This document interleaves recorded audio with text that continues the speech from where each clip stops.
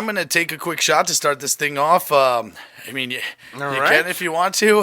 I'll join you. Oh, Cheers. Do you do the downward thing? I never understand why people do the downward thing. I don't know. Yeah. I don't know what that is. If it's maybe it's like a Carol Burnett tug of the ear kind of thing. Yeah, their own. I don't know. Somebody said it was for like spirits or something. Like, I don't know what the hell. I'm not too in touch with that. This is the spirit. You don't have to tap anything. It's already a fucking spirit. It's just going right into our systems. All right, and 5, 4, 3, 2, 1. And this is Shot 30 Podcast, and I am Shane Newbert, and today we have a very special guest in the studio. I mean, you look. I look like your little baby right here. Well, I'm setting up too high. That's why.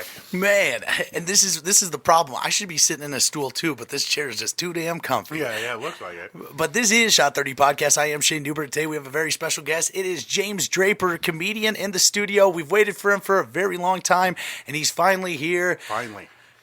And this could have very easily not happened today if one of us would have bit the bait. Yeah, if one of us would have gone ahead and done the show, but we were loyal to one another. We made a commitment and we stuck to it. And it really shows us as our character as people, because then you got scumbags like Stevie getting that sloppy thirds out there. Yeah. He's gonna be like, no, I was totally gonna like deliver a baby today, but you know what? I'm gonna do a show instead. He doesn't care. No. He doesn't. But James has, you've done stand up for how many? 15 years? 13. It'll be 14. March 26th was the first time. March 26, 2008 was the first time I went on stage. And where was it? Penguins Comedy Club in Davenport. Same. Yeah? That's the very first one on. Yeah. 2008, and then they closed in 2010. What was the first joke you went up and told? I went up and I did like a gay voice. Yeah.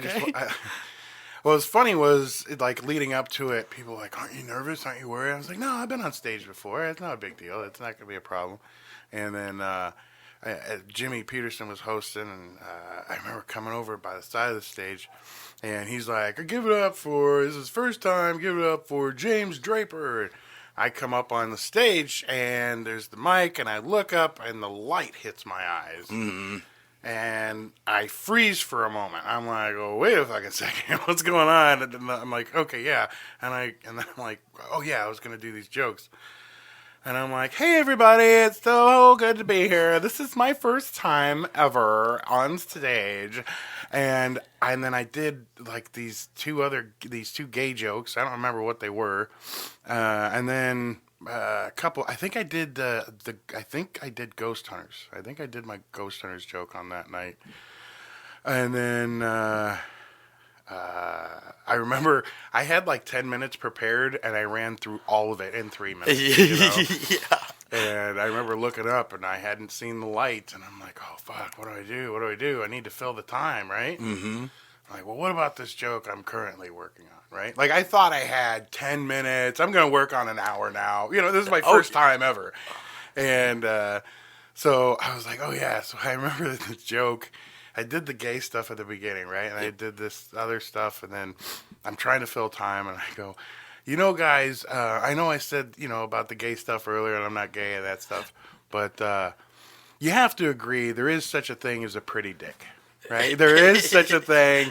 Like, think about it. Like, your after-sex dick, that is the most gorgeous dick in the world, right? Dude, you're at full mast, but it's, just hanging there like a porn star. Yeah. You just got done, You're in the room, swinging it about. You feel like opening the curtains, saying hi to the neighbors, You want to just throw that son of a bitch over your shoulder and go for a walk, and got a pretty good laugh. I finally saw the light, and I said goodnight, and I left. Yeah. And what was funny was afterwards, another comic, Pablo Ramos, he came up to me after my set, and he goes, hey, I just want to say it was very brave of you, coming out like that. And I go, what? Oh, and he goes, when you came out on stage and you let everybody know. And I go, dude, did you not listen to the whole set? Oh, no. I said, I'm not gay. I was just like doing a voice. And he goes, oh, I thought This is your like, moment? yeah. And I was like, no, man. It was a dumb joke. It was just something stupid. So. Oh, yeah. When I first went up at the Penguins, the very first thing that I did was I had no idea what the fuck I was doing. Mm-hmm. You know, you watch TV, you watch specials, you watch, this could be easy. Watch me. And I was like, it was like a packed room. I was like, anybody in here ever masturbated in a movie theater? And nothing. And I was like, nobody's ever done it. So just one? And dude, and then still nothing. And I was like, the benefits of masturbating in a movie theater is, you can just nut on the ground and you don't have to clean it up. Nothing. Right. I was like, someone will do it for you. Like, guys, understand this joke? Nothing. No. And then I was like, you don't even need to bring lube in. You just buy a bucket of popcorn and put extra butter on it. Right. I was like, and nothing. No. I was like, anybody ever beat off? How long ago was that? 4 years, something like, yeah, four and a half years. And then I was like, anybody ever beat off in a truck stop? And then just nothing. And then the one guy goes, yeah, I have, man. And I was like, thank you. Thank you. Somebody answered my damn question. Yeah, I was like, whew. And I struggle bust for, I think it was probably somewhere around 3 minutes and 30 seconds before I was cashed out of all my material. Yep. Yeah, pretty easy. Well, you get so nervous and you run right through it. And, especially in like, I shouldn't say especially in a full room because now, there's times where I feel more nervous in a room with only a few people in it, That's where I'm terrified. But then you realize, well, it's just not going to be loud, and you're going to have people that laugh like this. They just smile and kind of breathe weird, and that's about it. And when you've got four of those people, it feels like everything you say is just flat. Nobody cares. But if you could see them, if that light wasn't in your eyes and you could see they're enjoying what you're doing, then you'd relax and you'd be able to go about your set. But the infectious nature of like a roaring laugh, like so. Like with the speakeasy shows, the two back to back, the comedy competition this past year, I had never gotten laughter like I did those 2 weeks in a row, and I just can't stop thinking about it. Every time I walk up, it's that sound. It's when I play that video and I listen back because I like to learn and watch how each person reacts to something that I say. That's why I step below the lights. Like, how you say when you walk out, your eyes are so bright and you don't see anything. Right.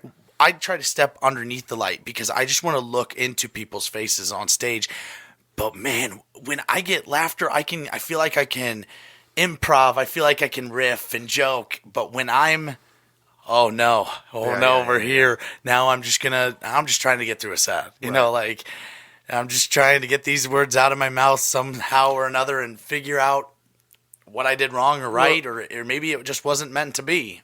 No, the more you do it, the more comfortable you get with that, and to where you can just. Instead of trying to get through it, you just do it. You just do your set. There's times, where you'll go out, at least there's times where I've gone out and I'm like, this is going to be a great night. Everyone's going to have fun. This is a cool thing. And, 3 or 4 jokes deep, I can see everyone's just sitting on their hands and they're just either waiting for their headliner or whatever the case may be. And you lose that enthusiasm, but at the same time you don't panic. You just okay, well, this is the next joke I was going to tell, and this is the next joke I was going to tell, and you just get through the set. You just do it, and at the end, you either have some smiling faces. Usually you'll have one person that'll come up to you and go, "Hey, I thought that was pretty cool. It was a good job." And we all, all the comedians are so good at just patting each other on the back, Yeah. And because when you suck, comedians know when they sucked. Yeah. But sometimes it does mean a lot, a little pat on your shoulder, like, hey, come on, like remember last week? You got, Right. it is sometimes nice. We got to pick each other up too. But also as a creator, I mean, at least in my eyes, there's so many times you'll go up, and no matter how good you do, you'll find a mistake. You'll find something wrong. You'll come off the stage and be like, God, I should have oomphed instead of just said it. I should have done this.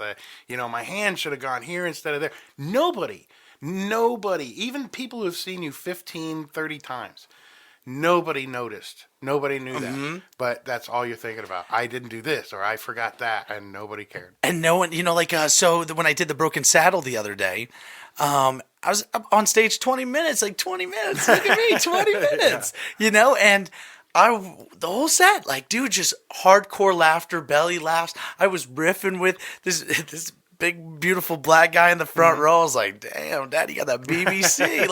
And he was wiping tears from his face. But all I could think about was how slow I was at the beginning of that 20 minutes. And when I ended my 20 minutes, like, the place was hooting and hollering and laughing. And, but I cannot get over that first part. And and then even, so last night I knew that watching back on my set, I wanted to try something new, and that's what that's what I was trying to do. And watching my video, it was exactly what I imagined that I was going to do. Right. Yeah, and it didn't work. It got some chuckles and it didn't hit with that crowd. I wouldn't say it didn't work. It didn't hit with that crowd. The only thing I rewatched mine, and the fucking lion tamer bit at the end. I rewatched it. I was like, dude, that was fucking hilarious. I'm like, why are they not laughing right now? That is hilarious. You had people so high though off that abortion joke. The abortion joke, and the dwarf stuff was good too, and but I thought for sure, I'm like, this lion tamer stuff's kind of, and it was actually kind of a clean. The lion tamer thing is kind of a clean joke, It's one I think Samir's jokes and set before you. I think it kind of made yours. Because it just went back to the the lion, and people were saying stuff like, "You gotta chase the lion," and the crowd was actually, and he was right before me, and it said about it being from Africa and all this. That was hilarious. Him and his dad had to chase Sudan. I'm from Sudan. He's like, by the way, that's in Africa. I'm sure none of you know. There was a totally white room. I know. Totally white room until and so I've been waiting for this moment. So last night at the comedy club, there was a moment that you don't get quite often, not especially in this world or these days. A white comic, we won't say names, but dropped a hard R. Hard R, yeah. And if you don't know what I mean by hard R, just wake up and look at the news station. Yeah. And it was breathtaking. Yeah. Did you know that he'd said it 2 more times? No, I did not. I guess he did. Stevie said that he said it 2 more times. It's funny. I was coming out of the bathroom. Like, I heard him say that, right? As I'm grabbing for the door, and I was like, no, he didn't. On the other side of the door, I could feel the air leave that room. Every single person in that house was like, and it's just, it was gone.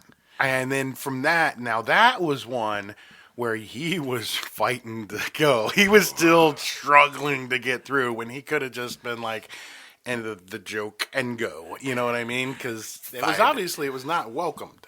It definitely, because it didn't. Okay, and please, anybody listening, know that what I'm about to say, do not take it the wrong way. Just let me explain. But I do want to say that when comedians go up, they're making jokes. They're making jokes. No, they're trying absolutely. And so there wasn't even a joke with that for that. There was no setup for this word. Yeah. There was no structure. It was just, hey, I wanted to do the set so I could say this word. It seemed absolutely unnecessary. It was like, hey, I was picking apples in the backyard. Yeah, exactly. At least I know I didn't see a point to it. Like, it didn't, like you said, it didn't fit. It wasn't like part of the structure of the joke.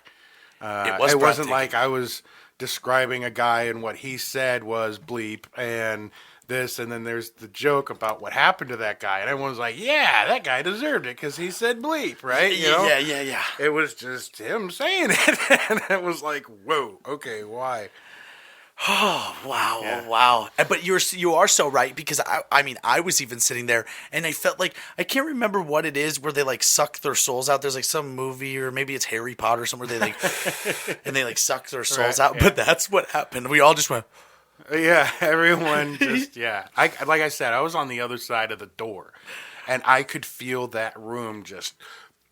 I mean, it was breathtaking, and I walk out and I could see faces, because you got that row right there when you come out of the bathroom, and they're all like, and they're looking at each other like, did he just? I didn't think that. Yeah, that was so weird. And then I'm like, okay, well, I went up to Todd and I go, hey, good thing you put him last. Yeah, because that would be pretty tough to follow. Oh my gosh! Oh, I walked out. I walked outside just so if anybody ever asked me what happened that night, I'd be like, I was outside when it happened. I'm not a witness to any of this. Oh yeah, that's a man. How big do you think the testicles are on him? Like, they gotta look like ostrich eggs. Huh? Laying below the lines. Yeah. Louis, for the most part, lays below the line. When Todd walked up and said that your brother had died, you got that right away, didn't you? Yes. Yeah, I did too. And I started laughing. And the whole room, even my wife was like, "Oh my god!" Yeah, I was like, babe, "You heard that pathetic clapping, right?" Dude, when I came it up, was like, they were like, "Oh, yeah." Everyone was like, "Oh." I thought it was about to be a Dan McCullough after his dad died set, right? Dude. Where everyone's just like, "Oh, I don't know, what do I do?" My dad died yesterday, and everybody's like, "Ooh." And he's like, no, he for real did. And we're just like, yeah, we understand. We got it. Sorry. He's like, fucking laugh at my jokes. And we're all just like, ha. It's like holding a gun to a dog's head. Laugh at my jokes.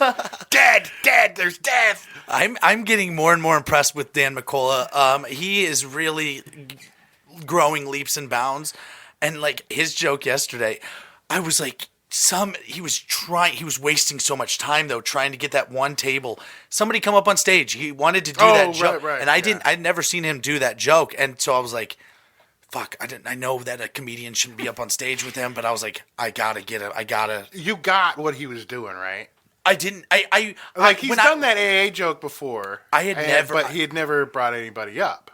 Yeah, I knew once I was up there what was happening, but I had never seen it before. So I was just going to let him do whatever. He could have pulled down my pants and sucked my dick if he wanted to. I wouldn't have fucking cared. Well, yeah, you would have been like, hallelujah. But what a great show. But when I realized that he needed somebody to walk up on stage for his bit, that's when I was like, he just kept, and he just went from one person to the next at that table. I was like, here I go. Yeah. But he pulled it off perfectly. He come up to me afterwards and said something about it, and he's like, well, I figure why should the magician be the only one who gets to have somebody on stage with him? Oh, man. I was like, that's awesome. He's like, I didn't even have Shane do anything. I just had him up there with me. It made for a fucking awesome picture, too. Yeah. People are like, what the fuck are they doing? Especially because I like to dip my nose in a lot of different areas, Yeah. I'm on a drag stage dancing. Like, people are like, what the fuck's going on? Now I'm in a dual comedy show. Like, what the fuck? Next thing you know, I'm going to be a prop comic. Oh, don't do that. No. Go become a magic comic before a prop comic. Oh. Yeah, I don't know. Prop comedy's not much for me. Neither is the drawings and stuff like that. Pictures. Now, I absolutely love Dimitri Martin. He is fucking awesome. I love his use of graphs and things. He's not a prop comic, but he uses a lot of visuals. You know what I mean? Well, we're also talking when someone with an original idea, and Like, yeah. I think I don't know if you're picking up on what I'm putting down right. here. No, I know what you're saying. I think what I was about to say is along those same lines, that the fact that, the prop comedy, if you will, it feels like you're explaining the joke as you're telling the joke. You know what I mean? That people don't understand. Whereas, Dimitri Martin, he's, kind of like, Bo Burnham. One of those guys who... He shows you a thing, but the joke is inside the thing, and it's very smart. I love those. I love that kind of comedy where you're being shown something, but the joke is inside there. It's in between the lines. Oh, and there's something else there, and as long as you're smart enough, you're gonna totally get it. And Bo Burnham, Bo Burnham is. I mean, he's so fast and so clever. That he doesn't do traditional stand-up comedy. Everybody knows who fucking Bo Burnham is. But, you have to get so in-depth. You can listen to what he's saying 3-4 times or singing or what, performing. But the third time, you're still hearing something new that you didn't hear before the first time you heard it. And that is, when you can find comedy in it the same set the second and third and fourth time, that's when you've really... That's huge. I absolutely admire those guys and their art. And Bo Burnham, I kind of think of him as sort of a mix between a John Leguizamo and Mike Birbiglia, where they were like a one-man show kind of thing, but like Birbiglia, so smart and clever, and then Leguizamo always had those great stories and that energy and stuff, and Bo Burnham kind of brings both of those together and just blows your mind. Yeah, the only thing that sucks about Bo Burnham now is he's trying to cancel what actually made him. What do you mean? He said it's time that white people don't get comedy specials anymore, that it's all for everybody else and stuff. He says really weird stuff, and he says that people under the age of 18 shouldn't have YouTube. When if that was the case, buddy, you're an absolute nobody. But he says that the internet destroys childhoods and lives and stuff like that, and it's just, dude, it's not wrong, but at the same time, it's stay in your lane. Yeah, it's dude, just be a fucking comic. Go look at your bank account, and put your feet up, dude. Yeah. Be a fucking comic. You got paid to do a special from your fucking living room. You have a wonderful way, do a Dave Chappelle. Dave Chappelle had a wonderful way to say what was on his mind, and it entertained people. And it might have pissed some people off, but it entertained people just as much as it did inform them. Dave Chappelle is so brilliant in so many ways, because he was never afraid of anybody, or he didn't let the puppet masters hold his strings. That's why, even if you don't like Dave Chappelle his comedy, I just think he's so smart in a way that he just never let somebody... The second he said that I'm done with the Chappelle show, I don't care. I'm done with it because this is why I want to be done with it. Well, and you need to understand, Dave Chappelle is... he's a comic who's been doing it for 40 years. And he's still only 50, 57 or something like that, He's been doing it for 40 years. And he took a break for a minute. That was it. And everybody's like, why are you taking a break? I've been doing this since I'm fucking 13, 14 year old. Yeah, he was one of those when he was a little kid. He was getting on stage. He's been doing it forever. And then he got in that Eddie Murphy movie, and that's what really helped him when he played that real Weasley worm. It was Eddie Murphy when he turns into the white guy and he's rich. What? Was it Newbert? No. Oh my gosh, I can't remember. Well, it was Eddie Murphy. No, Chris Rock. That Chris Rock movie. Chris Rock turns into a rich white guy. Okay. You don't remember what I'm talking about? Oh, yeah, we'll do the old phone thing here. But while we're at it, we got a tie game at 6 here. We're watching the game behind us here. AFC Divisional Championship. It's Chris the Cincinnati Rock Bengals and Tennessee turns Titans. into a white guy movie. Oh, yes. Down to earth. According to some information I found on Wikipedia. Okay. Okay, I guess. Okay, so that was actually 2000. So we're not even talking his... No. He was even before that. He wasn't. He was on Star Search. Yeah. I thought this movie was on fucking Star Search. I let's put it this way. Next month I turn 46 years old. I'm about 10 years younger than fucking Dave Chappelle. I'm watching him just a couple years younger than him, and he's out there on TV, and Ed McMahon's shaking his hand. You could be my dad, you know that? Yeah. Well, maybe I am. Shit, I do. I recognize that goatee. Yeah, that's what it is. Yeah. Got them eyes, boy. Man, if you were my dad, I think we'd have a pretty good tandem, like a good. I don't know. Never mind. Let's scratch that. Moving on. Hey, Shot 30 Podcast is available on Apple Podcasts, Spotify, Stitcher, CastBox, YouTube, all those things. Please be sure to. If you're watching on YouTube right now, go down below, hit a like, comment something stupid, talk about our tits, talk about our dicks, whatever you want. We both got giant dicks. I don't know if you guys knew this or not, right, but yeah. Hey, and if you guys, if this video gets 100,000 views, it's not ever going to get close. Right. But we'll send you guys a picture of them together. Do you have the extra skin on the end? Oh, yeah. You have the? No, I don't. Oh, no, wish I you did. don't. I was cut. Okay, because we could dock it up It's and then. traditional. Yeah, it's not as traditional as you think. Yeah, I had made sure my son was too. So.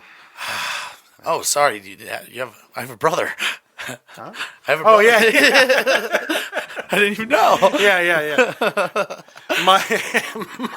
My real son. Wow, that's. I'm just saying, your mom wasn't that good. No. Yeah, she wasn't that good to me either. Right. You left us astray for well too long. Oh.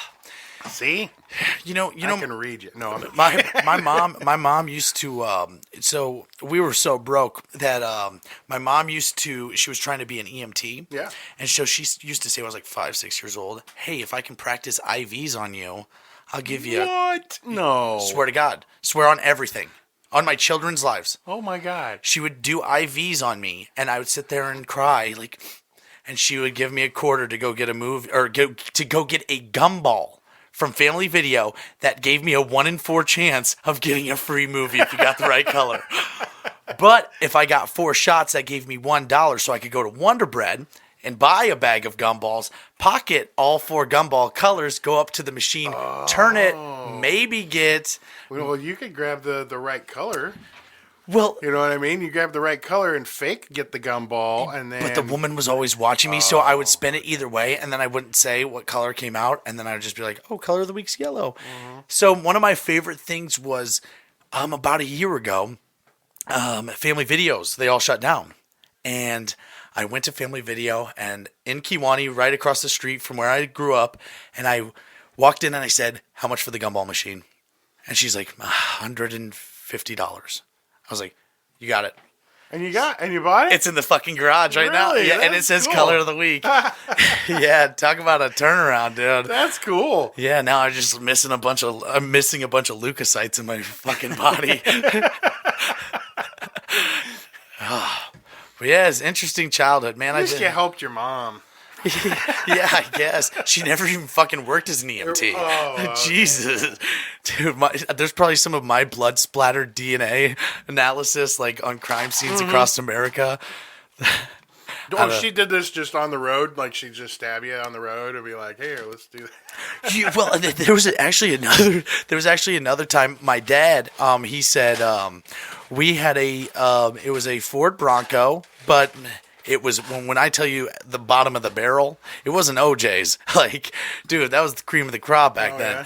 But this had rusted door handles, no seat belt. The windshield is completely cracked. And my dad said, you hold on to the door the whole time, no matter what, because the door would fly open if we didn't. And so we were driving down Tenney Street in Kiwani, and the door flew open. And he said to not let go of the door. We're going 30, and I flew out of the car, and the door's open, and he's just dragging me as I'm holding on to the car. I swear to you on everything in my whole heart. He didn't just stop the car. He was like, "No, all right, we can get around this corner." We can call the motherfucker right now, and he'll tell you the story. So he's driving to Menards, and so for literally 7 seconds, he's driving at 30, and I'm holding on to the door. He's just dragging me on the road. And so I get up, and he goes, "Are you okay?" And if I said I wasn't okay, I was going to be in so much trouble. So I got back in the car. I'm holding the door again, and we're at Menards, and everything's fine. I'm okay, I think. And boom, I start just soaking up with blood. I had like all this skin rash underneath, like road rash underneath my clothes. It didn't rip my clothes as much as you would have thought. It was Right. just, but my skin was so burnt and blood just started all. Wow. But dude, I was loyal, man. You gave me direct orders, man. I would have been perfect for the military. Did he, after the blood was showing, did he say or do anything? Yeah, they put. Or did he just go, huh? Well, have a cracker or something, toughen up. I don't know. I think he probably gave me a quarter for another gumball. Oh, or right. something. Give me a quarter. Here, tell you what, how about you have your mom draw that? Yeah, they were taking samples, dude. They Instead had of a needle, she's got a spoon. they had the microscope out. Oh, You see man. that? That's your DNA. Wow. Thanks, Mom. How nice. Good memories, right? Dude, you think Stevie's pubic hairs could be long enough that he could donate them to Locks of Love? Probably. Dude. Probably. Man. If they're like the ones that grow on his face. The pubes, I mean. God, I bet the kids at Iowa City would be like, why is there crabs in this? Stevie, I'm sorry. Just to make it authentic, that's why. Yeah, this is going about the way I thought it would so far. Drink some bullshit, man. That's what's great. I used to do a podcast a long time ago. Was it the Blacklist? And I would bring in... The Blacklist, like, improv show? Yeah. And I would book comics, stand-up comics, to perform before all the shows. Well, having access to these comedians, I'm like, hey, you know what? Well, how about I interview these guys? They're coming up just the same as the rest of us, whether they're in Chicago or Des Moines or Peoria or wherever. They're coming up too, and they're doing this show for fucking cheap.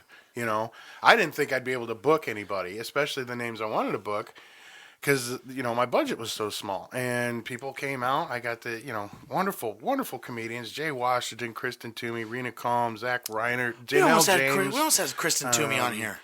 Yeah, she's fantastic, out of Chicago. Joe Kilgallen, another guy out of Chicago originally. We had a lot of great comics come down and got to hang out with us and perform here in the Quad Cities. And so we, the podcast, I'd have an interview, but me and Todd Wilhite and Andrew Klein. Who's Todd Wilhite? He's this weird giant that we know. Anyway, he kind of noses his way into the comedy scene. Not like us in the penis section. Right, Yeah, exactly. definitely Not. No, I mean giant as in he's just really big, Yeah. and tall, He went everywhere except for that. everywhere except for that, yeah. But he and Andrew and I, and it was called On the List because I'd interview people that were on the Blacklist show. But then we also went with a theme of lists. So we, each week we had kind of a theme, and we'd go over a list of, your top 5, whatever. And so each of us would go, and sometimes we'd have a guest in the studio. So there'd be 4 people doing a list. And made for a cool show. And in the middle, we'd do the interview with the comedian coming through. And it was about an hour 20-minute long, and it was fun. Yeah, Todd was actually telling me about that on our car ride the other day a little bit. And I just, podcasts are a lot of fun. They're a lot of fun, but man, they're just a lot of work. Yeah. With any show, whether you're producing a podcast or you're producing a show at a bar. Oh, yeah. If you're producing a show at a theater, you're working with booking comics, you're trying to put on, the best, most quality show you can. And again, going back to, as a creative person, nothing's ever perfect. So you're constantly trying to perfect it and go back and work on this and that. And then when it comes time to put it out, every, podcast, luckily I wasn't the one editing. The engineer Justin was doing that. He's the one Justin, who he was you recording. get all the credit for this fucking podcast. No, yeah, he was the one going through and taking certain things out. Once in a while, I'd be like, hey, that piece, can you take that out? Or we don't need that. Or let's add in this little stupid sketch thing that we did or whatever.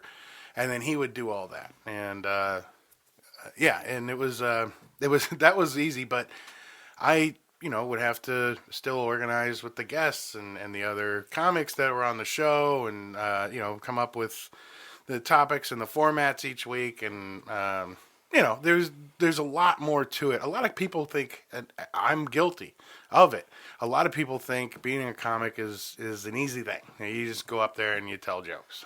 That is not. And going up there and telling jokes is such a small percentage of being a comedian. That almost may be the easiest part. Yeah, kind of. Walking up and just telling them the joke. Yeah. I mean, because there's so much more behind the scenes that nobody ever sees that you have to do, whether it's getting booked or booking people or producing shows or, the whole writing part and getting that perfected and everything else before any audience sees. And fixing and changing of the jokes and just, 100%. And most people just see an album. They're like, wow, he's freaking brilliant. Yeah, he's brilliant. He is. But you know what? He spent a year perfecting all of that and getting everything organized the right way. And so do you think now? Okay, so if I tell you right now we're gonna dive down into your brain a little bit. All right. So you are on stage, killing it. Like, let's say you do a 45-minute comedy special. It's the greatest that's ever been made. Okay.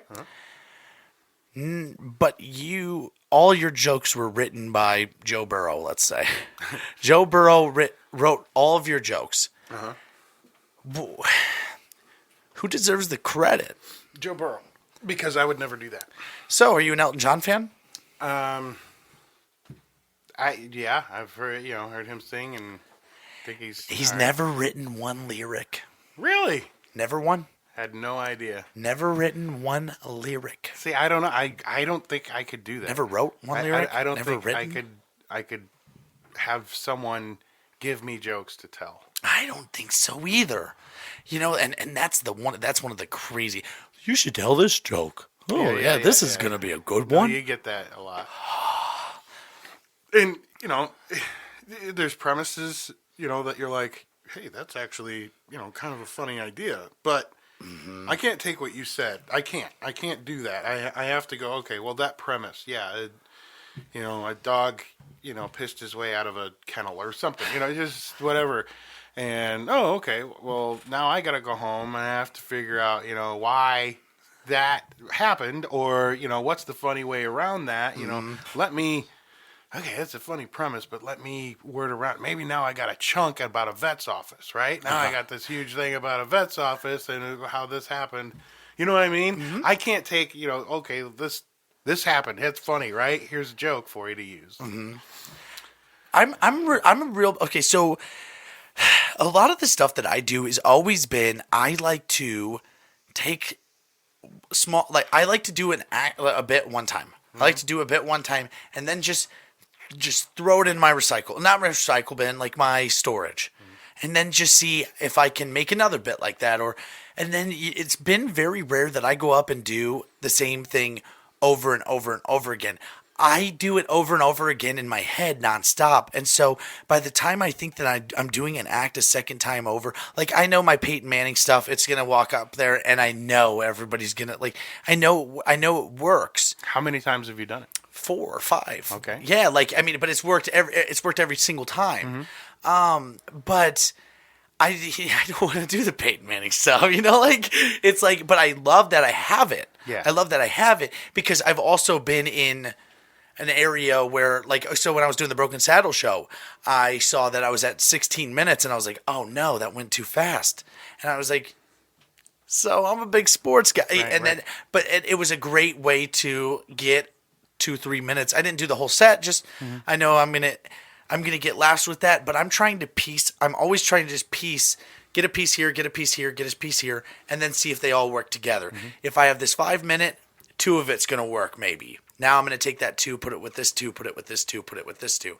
So the reason why I do why I'm writing so much is because I want to keep going. Every mic I hit, I want to try to put another puzzle piece with something else. Even though from yesterday, the only thing that I got that worked was Elmo. Yeah, the Elmo thing hit pretty good.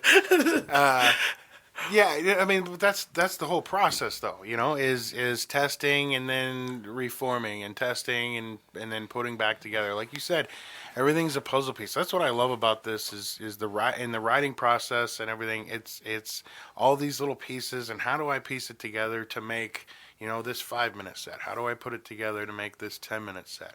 How do I make it a little bit different so that now it's a 12-minute set? It's the same set.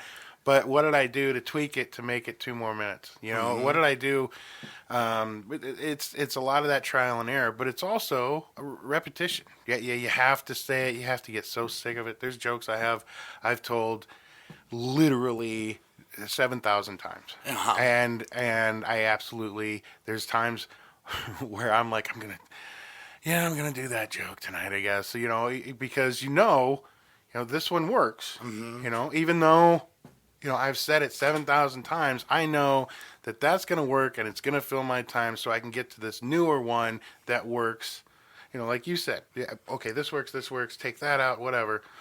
Never throw anything away either. Yeah. There's stuff that doesn't work, but maybe I didn't word it right. Maybe I said it wrong. Maybe my eyebrow up is what made people go, when I could have just said it, in a different manner, and they would have seen the humor in it. I've got jokes that you look at and you're like, God, that is so stupid. But then 2 years later, you're writing a joke that goes with this thing, and then you're like, oh, that other one. You flip through your notebook and you go, you know what? If I worded it like this and put it over here with that and this, and now this 2-minute thing is a 6-minute thing. Yeah, you had a couple of missing puzzle pieces that you were just able to put together the whole puzzle, and you didn't even know it, and so that stuff that you didn't throw away, it's sitting there helping you to create the new stuff that you're creating. So it's hard to throw, you're gonna have some shit jokes, but to throw it away completely, that's dumb. And see too, I have, other than the podcast, I was telling you the one night I was messaging you, Leslie Mitchell's probably the only person that has actually given me guidance at all. Yeah. Because I go to the comedy shows, I want to be goofy and funny and laugh and be around the guys and stuff like that. But I don't know what I'm really doing. Like, I'm just, I'm not saying anybody else knows either, but it's the only person that I send messages about stand-up at all was Leslie, and now Todd a little bit, and you, and so I'm feeling more comfortable like asking more questions instead of just being like, hey, I just show up and do this. Right. Yeah, and the other thing too is it's fucking miserable for me to go to, like, let's say I'm going to Peoria to do a jukebox. That's 3 hours of in the car by myself. If I, that's why I really enjoyed going with Leslie and Todd to Dubuque, or, just Austin sending me a message, hey, let's go to the Broken Set. Not that I would show up there and Mike and Dralis would be there, you would be there, and I'd have all these groups of people, but I don't know, it's something in my brain that's like, am I going to be the lone ranger? You don't want to be by yourself and sitting, just watching and taking little notes in your notebook and being that quiet, like goth kid in the corner. yeah. I don't know. That's really, it's part of it. Sometimes, you want to go to a city that you don't know anybody there. I remember after Penguins closed in Davenport, after they closed, I didn't have anywhere to go. I didn't have any other mics, so I had to go to, as far as Des Moines and Chicago and Peoria. And I'd go by myself, nobody else was going with me. And I remember, being scared shitless going up to Chicago. Like, these guys, I'm not even from here. Mm-hmm. I'm not even a shit Chicago comic, okay? I'm a shit nobody comic out of nowhere, right? So it doesn't matter what I do or anything, and everyone, and I was that guy, I've got my notebook, and I just kind of sat at a table by myself and just sort of watched, waited my turn, went up, and then that's kind of your initiation, When you go to a place like that, you have to sit there and be that loner dude. You have to, and maybe you can come up, oh, hey, you look familiar, you look just as scared shitless as me, and you might talk to somebody, but then you go up. and you do your set, and then when you come off after the show, 3 or 4 people come up and say, hey, I like your stuff, where are you from?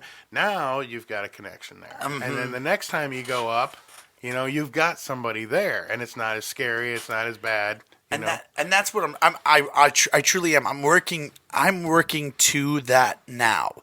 But what I want to be able to do is I want to be hitting all of these mics. Like, there's this schedule that I've been living. It's been unbelievable.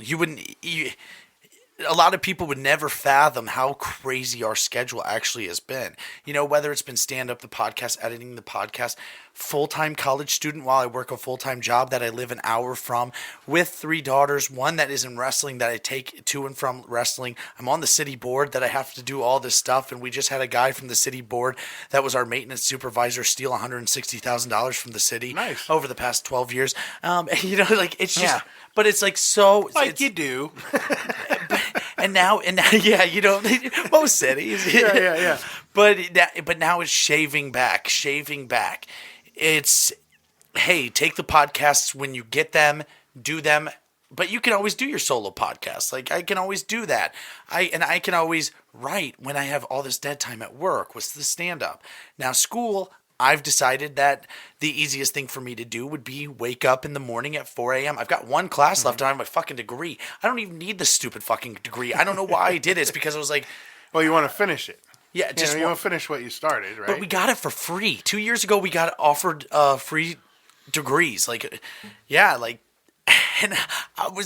there was no way I could ever afford it as a kid. I was getting IVs for quarters, dude. Come on, dude. I was sucking dick for nickels in the bathroom. Yeah, you were saying. Sorry, you were saying that you grew up poor, huh? You grew up poor.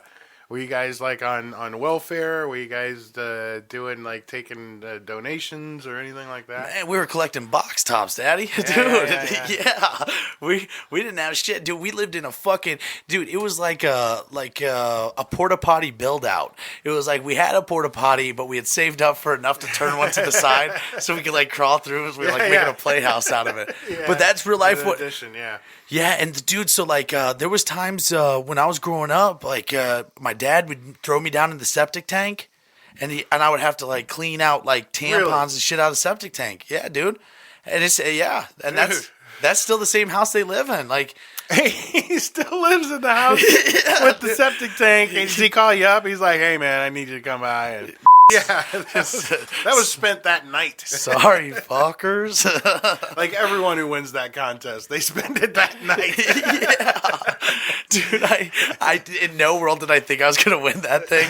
So I had promised my daughters right before I walked out of the house, I was like, if I win, I said, we're going out to breakfast. You can get whatever you want. And they said, guess what? Yeah. I wanted 2 sides of strawberries. Give me grapes, waffles, and give me Canadian bacon, but it needs to be cut from a buffalo down in New Hampshire. I don't and dude, I walked out of there at $300. I was like, oh my God. I was like, yeah, that's they're gonna get. I'm gonna be giving them IV soon. Give me a quarter. That's all I can afford. You ate me out of my house. But I love to spoil the girls too. I love to spoil them because they all have Switches, they all have PlayStations. They but they're good kids. They're smart kids, and it's just man, I don't want you to feel like I feel like I did. So best friend in school, he couldn't stay the night at my house because we were too poor. But I couldn't stay the night at his house because he was too rich. I'm like, what the fuck? That's fucked up. So I can't go eat Papa John's pizza? Dude, I get a fucking... He's got his own room. Yeah. Dude, I don't have to sleep with you guys tonight. This is cool. Dude, I had a haystack in the backyard I used to nestle in. Me and baby Jesus were out in the manger in the backyard. But it was weird. It was so weird that... money affected them so much in the way. What are you doing? Throw it back, man! Dude, Jamar Chase is back there. Pitch it. What are you, Dad's fucking Prescott? Oh, oh! Don't say that, Brad. Brad might be listening. Dude, Brad went up with fucking steam in his fucking soul after the hard R. He went running What? up to old boy. He went up to him? Yeah. Well, and I know why, because Brett wasn't there, and there's representation of Right, the speakeasy, yeah, especially when it's a crowd of 80 white So people. he went right up to him, huh? Oh, yeah. He Okay. said, "What the fuck are you thinking?" He goes, "Wait, and Samir, I love you. We had one black person in the crowd last night." And you're going to do that. Yeah. Oh, dude.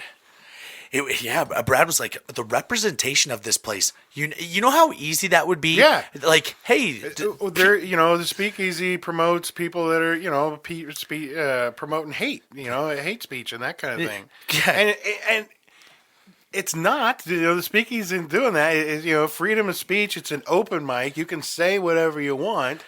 But we trust that you're not going to go up there and say that. One time, so I was doing keto, and I was promoting something called the Keto Klux Klan. I was like, it's all those keto thumpers, and then I was like, yeah, I can't make any of these KKK shirts. Like, yeah, you definitely don't want to make the shirts. I had a joke when I have the FFF.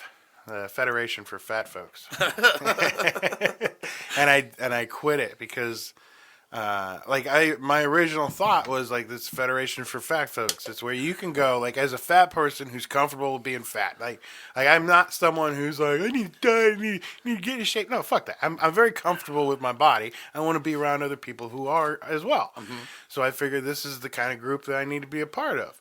Well, it turns out, I find these guys are doing these marches. Fat pride, fat power, fat pride, fat power. Is this real? And I'm like, dude, this is exercise. You're not supposed to be doing that. And so I ended up quitting, and luckily I did because they ended up doing a 1,000-pound march. Remember, like the 1,000-man march or whatever? Yeah. They did a 1,000-pound march, but it wasn't like a whole bunch of people. It was like 600 guys and 2 buses. That's all they needed was, or 300 guys and 2 buses, and then. And it was a disappointment too, because all these bigger guys are out there. They must have gone to like IHOP before the march, because all it ended up being was a bunch of fat dudes like taking a nap on the Washington lawn, And I was sitting there watching like, bigger please. Like that's the whole joke, right? And it's FFF, it's Federation for Fat Folks, but that's one of those things. I don't know.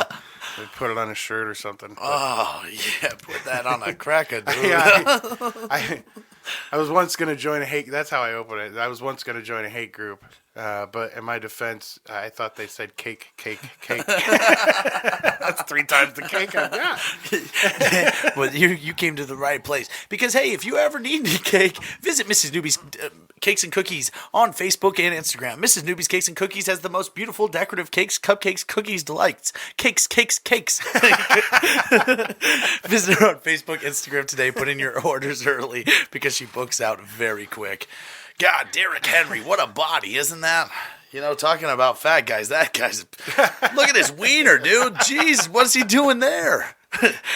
God, they couldn't have just blurred it. No, it's you a can see cup. both nuts. No, you see both nuts. That's like not a stat I'm usually looking for.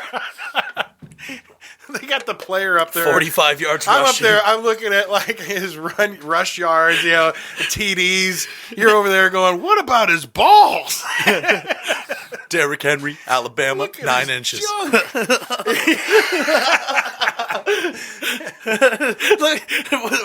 what is the lighting on this guy?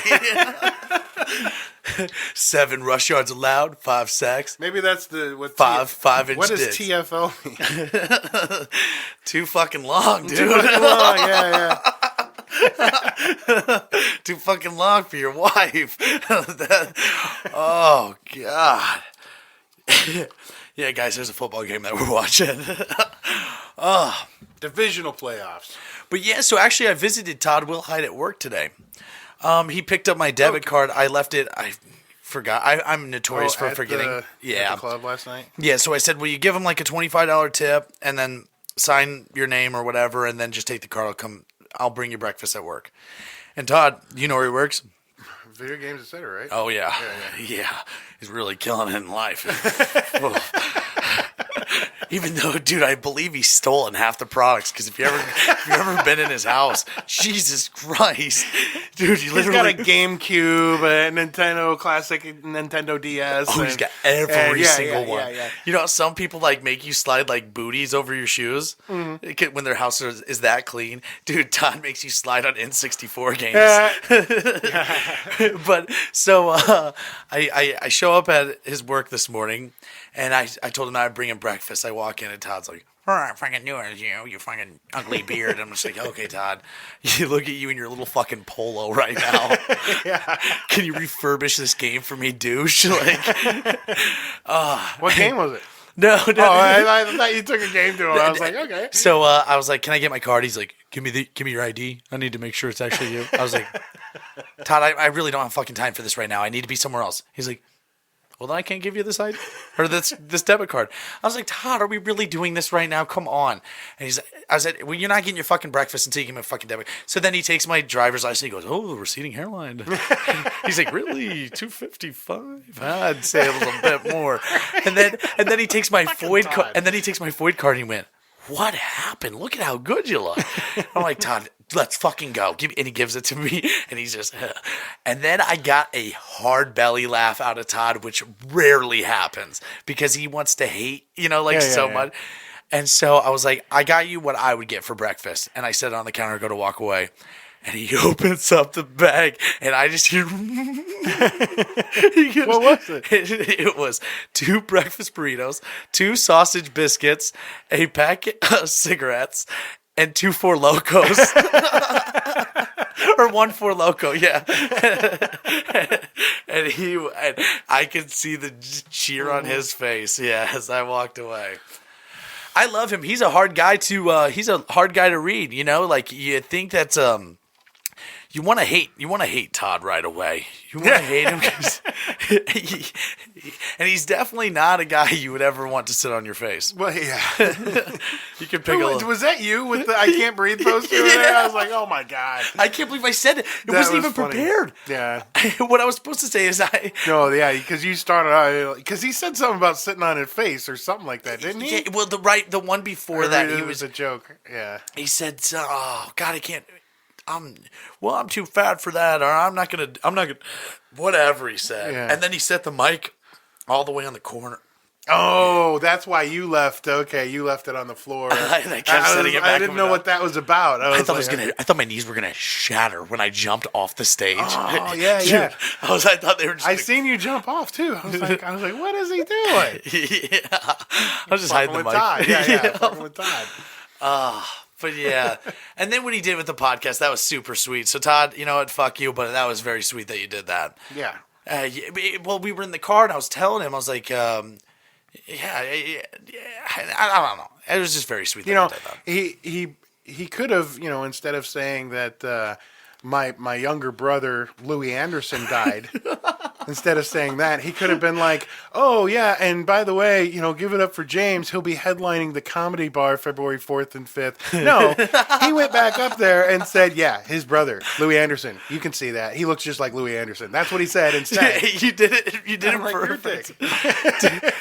Todd has such a fast-thinking mind. He is the absolute perfect type of host. Like, he is just he's so good. He's so witty. He's so fast. And, and he's not afraid. He's not afraid. He'll say whatever's on his brain. Yeah. He'll say it. The only thing, if he would just, shower, I mean, people would want to go see him more. Yeah. Did you just say if he would shower? Yeah. If he'd buy, just get a 1/2-inch guard and just, dude, Todd has one half of a mustache that covers his whole mouth. The other one goes into his nostril.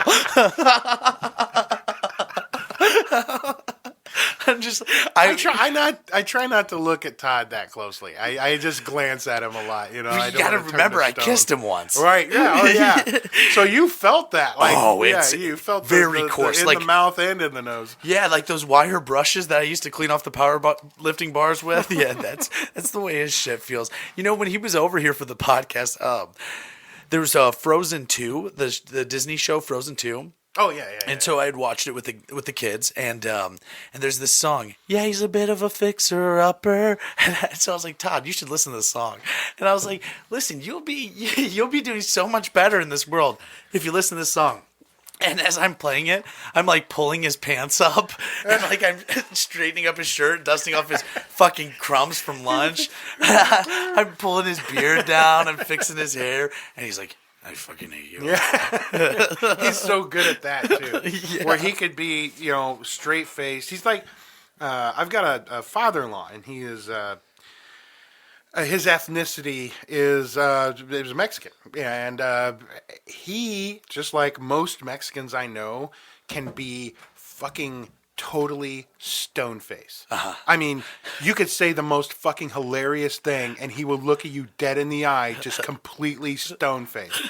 And Todd somehow knows how to do that too. I can't do that. 2 minutes or 2 seconds in, I'm gonna crack. I'm gonna start laughing.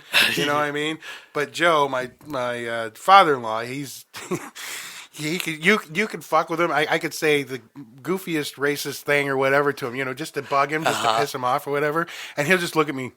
And I'll say something goofy as hell, and I know I could see he's laughing inside, but just totally straight stone face me, and I'm just like, fuck you. You can do that. I can't do that. I'm super big on I love yous and goodbyes. Like, give me a hug. Like, I'll see you next time, but give me a hug now. And so, so I'm notorious. A phone call always ends with I love you. Otherwise, why are we on this phone call? And so, Todd, when he left the house the day he did his podcast, I knew Todd loved me. I it was already set in stone. He wanted to set the record for the longest podcast episode. Oh, yeah. When we went up in the kitchen, he wanted to hang out. I was like, get the fuck out of my house, motherfucker. And then I was like, all right, love you, bye. And he's like, I'm not going to say it back. And then as he was walking, he said, oh, love you. And I was like, I will take it. So the other day we were on the phone, and then I was like, yeah, I'll pick you up at 6:15 at your house. Okay. And I was like, love you, bye. And he said, bye, and hung up. And I called him back and said, hey, you didn't say love you, bye, and he hung up. And then I was like, all right, here we go. So I called him. I left him, probably 23 voicemails, but I'm very persistent. Like, I called, left voicemail, call. Fuck you, motherfucker. You're not going to win this game. And so finally, I start calling him on Facebook Messenger now. Oh, no. So we're either you're going to block me, or you're going to, and he goes, I love you. Like, I was like, I'll take it. And then I was sending him messages last night. I was like, hey, man, I really appreciate you doing the thing about the podcast. I said, love you. And then I responded back, love you too, Shane. And then I was like, oh, thanks for saying that, Todd. And then he just goes, K. All he responds to me is K. Yeah. And I know that means love you. What was it? There's been a couple of times, where there's an open mic or a show or something going on. Take a shot and with I'll me. text, and I'll text Todd. I'm like, hey, you're gonna be. I'm always I love watching Todd perform. He's so great. And I'll get all excited. I'm like, so am I going to see you tonight? And he'll text back, no. And that's it. That's it. And no, not. I'm going to be out. Not. I've got another show going on. He doesn't say, no, I just don't feel like it. You suck, dick. Whatever. It's just no. And then I won't hear from him another month. You know what I mean? It was just the no. I'm not going to talk to you. That's it. And I'm like, at least, like, when I was asked about the doing the show tonight, I could have been a Todd. I could have been, no. Yeah.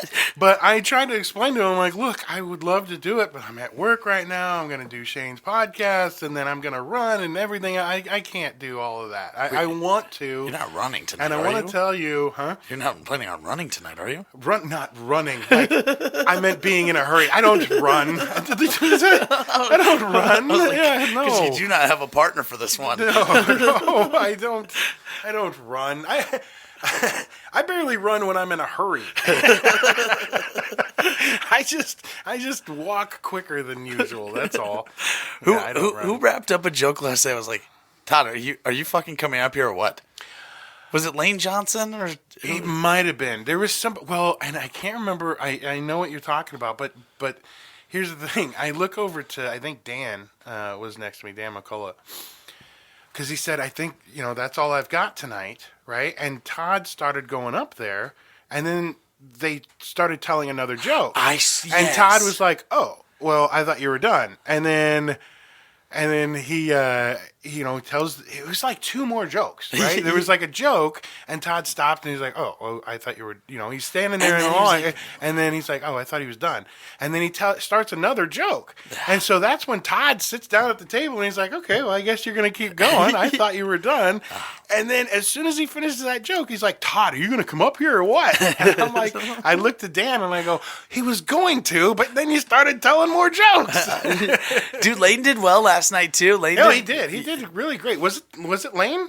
I think it was Lane. Okay. Well, I'm almost certain it was. That's the only thing. Like, Todd started going up, and he started telling more jokes. And Todd's like, I don't know what's happening right now. Dude, who the hell was it? I don't know. We should get a group because we got these 4 mics. We should get like a group. You, me, Todd. I know Todd will come back. Oh, yeah. Dude, Todd, I don't know. I don't want to have Stevie because then we have to deal with him. But maybe like Matt Miller or Leslie, anybody. Yeah, we could get a whole 4-person pod going on in here. Ooh, bass singer would be great. Yeah, bass singer. Yeah, gay singer. Dude, and I haven't seen in a while. Levi Bauman, and who was another one up there that I haven't seen in a while? There was a couple of Dubuque guys I haven't seen either at. Well, of course, I'm not there at Monk's. I don't go to Monk's. So. I've never been. It's a nice little room, and it's it's fun. You can go in there. You can do 5 minutes. That's can do the cum 10 show, minutes. right? Yeah. You could do 5 minutes, 10 minutes, whatever. They're pretty comfortable, pretty lax. The people there are a lot of fun. But, going up to Dubuque twice a week, that's just a lot of gas. And if I'm going to go up there at all, I'm going to go to the comedy bar. Well, that's why I tell people, if anybody wants to, like, if we're going to go to Dubuque, roll with me. Gas is free for me. Nice. And we have the biggest truck, like we can fit everybody in there. So, well, and that's just it. Every week we go up to Dubuque, and Starman is usually, footing the bill. He's the one who's usually taking. Well, Starman's not going to fit in my truck. We got a bed. Just kidding, boo. We got a backseat. We got a bed. Bed would be good for you. Bed would be good. But he's always taking us up. Me, Mike. Sometimes Donnie, Cage, Tuesday, Johnny Tuesday, he'll go up with us. Sometimes he goes on, sometimes he just hangs out. I don't know, and watches and Johnny and supports Tuesdays. us and, yeah. Johnny Tuesday, I get nervous because when that boy's gone, he's gone. Dude, you said that you went to the Broken Saddle that night after your show when we had the show the same night. I was headlining the Broken Saddle, and then you had your show, and I thought that maybe Stevie told me that you guys rolled together to the Broken Saddle after it was over, but then the mics were done. It was karaoke now. Yeah, that might have happened. I've gone there a couple of times in the meaning to either hit the mic or watch a show, and I've been late. But usually when that happens, the front road. I can go up there. I can look in there, and I can turn right around. It was the ice night like a couple weeks ago. Okay. Really? And I might have done that where I came up and I seen nobody was there and just turned around and left though. So Johnny Tuesday had went up on stage, annihilated. Dude, he was telling a joke and snot shot out of his nose all over the microphone, and he starts doing this. And he's like, it's all slimy and shit. You see it? Like, I'm in like row 8. Like, and he's doing this. And he's laying on his back on the stage doing this with his snot. Are you okay? Yeah, no, I just, my ass was hurting on that chair, so I thought I'd stand up for Would you rather sit on my face? Again, you're going to have the can't breathe poster. I'll make it a little bit longer than I would with Todd. Todd's got those flabby cheeks, so it's going to like engulf you in. Well, and he's got more upper body, I imagine that would kind of. I think you have more upper body than him. He's got more sag. He's got another 1.5 feet of upper body. Yeah, I think his legs are the same height as mine, but he's got so much. When Todd takes his pants down, before he sits down on the toilet, I feel like it looks like the mouth of the Venus, or like a Little Shop of Horrors. Feed me, Simon. That's gross. It just like hangs down to a point. It's gross. You got that picture of Todd's ass, and it's just awful. Sorry, Todd. Hey, if you don't fucking listen to the podcast, you'll never even fucking hear this. Yeah, bitch. you wouldn't even know. Did he say that too? Like when he was, because he said you said something. I think he made a reference, and he goes, "I don't listen to the show." Yeah, or something like that. Yeah. And he's like, "Doesn't every show start off with a shot of Fireball?" I was like, "What do you mean?" And he's like, "Yeah, every single fucking episode, you give people a shot of Fireball." I was like, "No, I don't." He goes, "What?" He just saw like episode 1, and it was like, "Oh, that's what the show is." I guess. But pretty much every episode has pretty much started out with shots, and so clearly he knew what he was talking about. And then he's like, "Well, I just watched Leslie Minstrels," and then he used another line that was like 3 episodes before that. He's like, "I'm like, you have watched a couple, you fucker." Yeah, he's not just sitting there getting bloody fingers playing Xbox with 12-year-olds. I think Todd would make a nice couple with a 12-year-old. I'm sorry. What you just said, my immediate reaction was bloody fingers from the video game or... From the 12-year-old.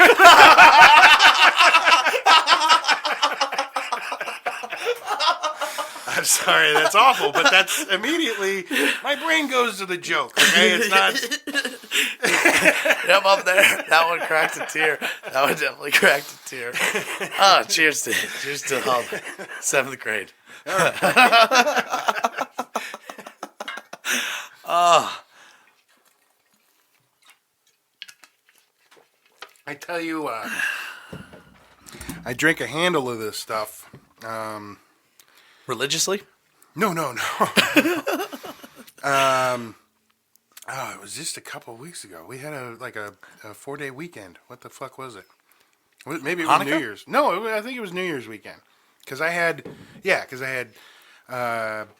New Year's Eve, New Year's Day off, and those were New Year's Friday, Day was a Saturday. Yeah. yeah. And usually I work both Friday and Saturday. Ah, gotcha. And so I had both of those days off, and then Monday. So I had a longer weekend. And between Friday and Saturday, I had a handle and drank it to right here. And 2 nights.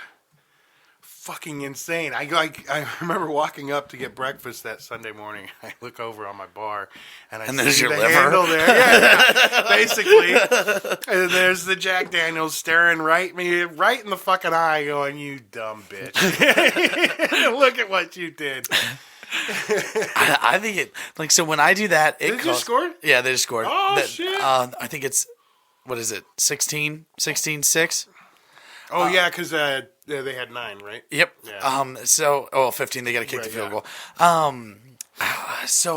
Like, when that happens to me, so when I wake up tomorrow and this is gone, like, I'll look at it and just go, all right. All right. Well, okay, so I used to be like, I'm a badass. Now, like I said, I'm getting older. I'm looking and I go, I should get checked.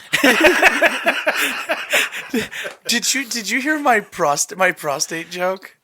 What was dude, I had a joke that bombed. Okay, so it was. That's the most enthusiastic I've ever heard that sentence. So I was like, and this is also true. So during COVID, my wife's dad was diagnosed with cancer. Oh. And two weeks later, my dad was diagnosed with cancer as well. And his was actually prostate cancer. Now here's the bit. Your dad's. Yes, and that is true. Now here was the part that I did. I was like, well, over on the 4th of July, he actually pulled me aside and said, "Shane, you're 30 years old and prostate cancer can be genetic. It can run in the family. So you're going to need to start getting checked." I looked at my dad with tears in my eyes and I was like, "Dad, I've been getting mine checked for a while now." I was like, "You remember my friend Tony that I brought to Christmas a couple years ago?" I was like, "Dad, he wasn't my friend. He was an expert. He was just really good at checking." Yeah. And I was like, "Don't worry, Dad. I checked his too." Happy to know we're okay. And then It's not contagious. And so, like 15 minutes later in the set, I did a callback joke to it. I was talking about my wife fucking me with a strap on, and I was like, "Dude, what was this guy doing at the Lions Den?" I was just looking. I was just trying to have him get something to. I was trying to have her get something to check me, Right. And he tried to sell me a Ron Jeremy replica mold, and I wasn't trying to die faster than my dad. Right. And dude, the whole place went. Yeah. I was like, I was having fun with it, I guess. Dan McCullough, he's got, and I know he did it last night. That great joke about the Hawkeyes and the kid with the cancer. And he makes a couple references to cancer, or whatever. And it was last weekend we did. He got to do a guest spot at the comedy bar for the headliner. This was fun too. So the headliner is a clean comic. Sean right? Patton? No, Aaron Weber. Oh. Aaron Weber. And he does the podcast with Nate Bargatze. Oh, yeah. And very funny guy. Very cool guy. Him and Joe Kelly got to hang out with both those guys. Very funny guys. Joe Kelly's out of Atlanta. I think he's moving back up to Tennessee here pretty soon. Anyway, so Aaron is clean. And I was not informed of this beforehand. And so I get there and I'm hanging out. I actually got there really early because it was a snowstorm that weekend, last weekend. And I left work at noon. As soon as I saw a flurry, I was like, okay, I can close the car wash. I'm leaving. So I close the car wash. I take off. Or I go home and I just throw, clothes in a bag and a couple of, bathroom stuff. And then I'm like, I'll shower there because I'm going to have the room for the night. And we knew the snowstorm was happening. So I get there at 1 o'clock, 2 o'clock in the afternoon. And so I shower and everything, and then I meet Aaron and Joe, and right before the show, it's like an hour before the show, we're hanging out there at the bar, and Aaron goes, you could work clean, right? You work clean? I look at him straight in the face, and I go, I can, do you mean like without cussing? And he's like, well, not a whole bunch of cussing or sex stuff or the thing. And when he said sex stuff, I was like, you're fucking with me, right? I'm like, really? Like nothing? Like no dick jokes or whatever? I'm like, I don't know. I said, I'm probably going to I said, I could probably cut back on the cussing, but I'm like, and I have stuff that sort of implies stuff, and I maybe I can get around it. And so I do my set on Friday. Yeah, I do my set on Friday. And I had, I think I said shit a couple of times, and one fuck. I was watching the video because I was able to record that night. The second night, completely packed house. I couldn't put my tripod on anything, so I didn't record it. But so Friday night, I do my set. I see the recording, and I'm like, oh man, I said shit on there. I said that. And a fuck slipped out there. Oh, and then I ended the set with the Sod song. I don't know if you've heard the Sod song before. Suddenly. Oh, okay. So I do this song, and it's the sex and everything is implied. There's no dirty words. There's nothing like that in there. And I was like, this will be clever, right? It's a quote unquote clean joke. And as soon as I get to that part, people usually it clicks in their head what I'm saying, and they go, oh. But this night I said it, and where they usually go, oh, I heard. Oh, no.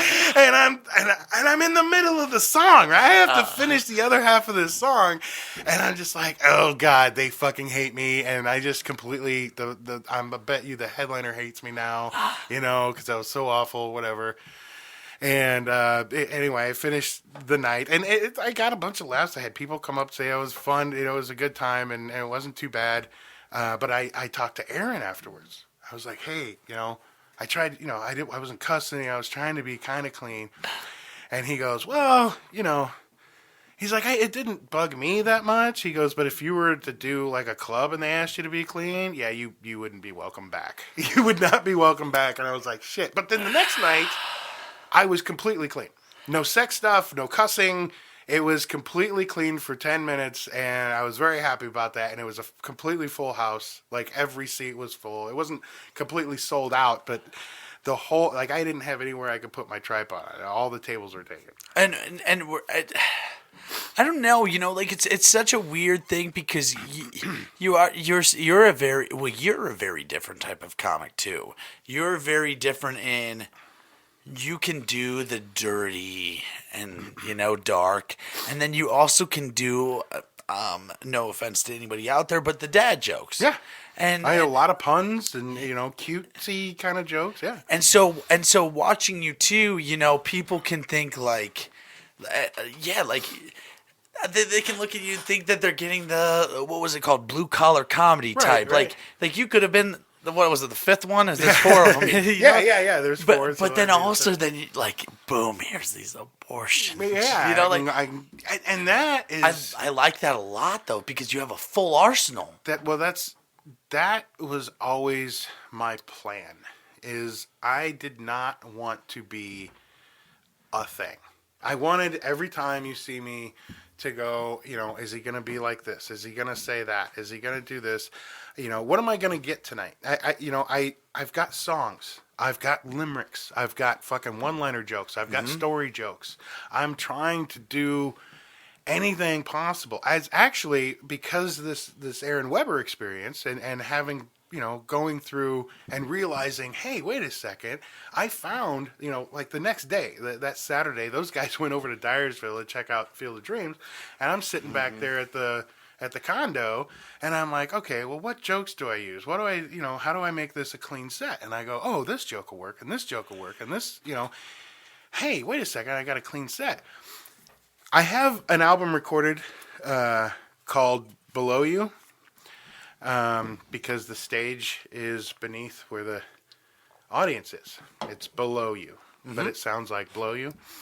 So that's the joke. Like blow you. Yeah, below you. Yeah. James Draper, below you. Yeah. So, and that's what I named that one. And I thought, I was planning on, because of this experience last week, what if I did a completely clean hour, and I recorded that and called it Washed Up. Like washed because I cleaned up. Right? But it's also, I'm a, nobody comic, so who gives a shit, I'm washed up. But what do you want to do with it? I don't know, sell it. Whatever. I like the Why don't you post it? We had a guy named Jordan Raybould. He do you know,